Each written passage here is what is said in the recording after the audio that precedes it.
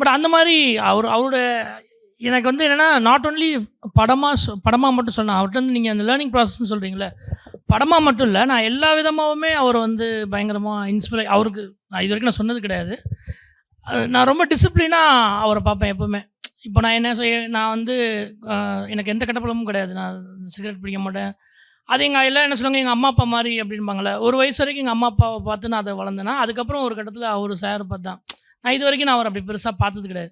So நம்ம எந்த இடத்துல இருக்கோமோ நம்ம சூழ்நிலை எப்படி இருக்கோ அப்படி தான் நம்ம உருவாகும்னு சொல்லுவோம்ல. அந்த மாதிரி எனக்கு ரொம்ப இப்போ அவர் சொல்கிறாங்களா சண்டே எனக்கு மண்டே மாதிரி இருக்கும் அப்படின்னு சொல்கிறாங்களா, அதே மாதிரி தான் இன்றைக்கும் நான் என் ஆஃபீஸில் போய் நான் அசிஸ்டண்டாக ஒர்க் பண்ணுறப்ப கடுப்பாக இருக்கும். ஓகே, ஏன் எதனால? ஞாயிற்றுக்கிழமை தான் வெளியே போகலான்னு பார்த்தா காலைல 9 மணிக்கு தான் வந்தார்.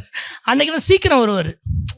ஆக்சுவலாக என்னென்னா எல்லாருமே வீட்டுக்கு போய்ட்டு ரூம்லாம் எடுத்தாங்க. ஆனால் இது வரைக்கும் மெட்ராஸில் எனக்குன்னு தனியாக ரூம் இருந்ததே இல்லை. நான் வந்து தங்குவீங்க சார் ஆஃபீஸ்லேயே இருப்பேன்.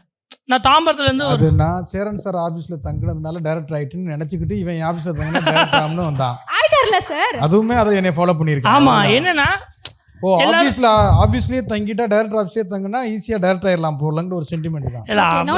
இல்லை அப்படி கிடையாது. என்னென்னா சார் நான் 2 தடவை லேட்டாக வந்தேன். ஏன்டா லேட்டாக வரேன்னு கேட்டார். இல்லை தாம்பரத்துலேருந்து பஸ் எதுக்கு நீ தாம்பரம் வரைக்கும் போகிற, இங்கே இரு அப்படின்னா. அப்போ கூட எல்லாம் என்ன சொன்னாங்கன்னா, யாருன்னு சொல்லலை, நீ இங்கே இருந்தீங்கன்னா அப்புறம் ஏதாவது வேலை சொல்லுவார், நைட்டும் வேலை சிரமமாக இருக்கும் பார்த்துக்கோ அப்படின்னாரு. இல்லை பரவாயில்ல நான் இங்கே இருந்துக்கிறேன் அப்படின்னு. எனக்கு என்னென்னா நான் எப்பவுமே சொல்லுவேன், இப்போது அவர் உப்புக்கறி செய்கிற மாதிரி நான் எங்கள் ஆஃபீஸ்க்கு வந்தீங்கன்னா அடிக்கடி உப்புக்கறி இருக்கும்.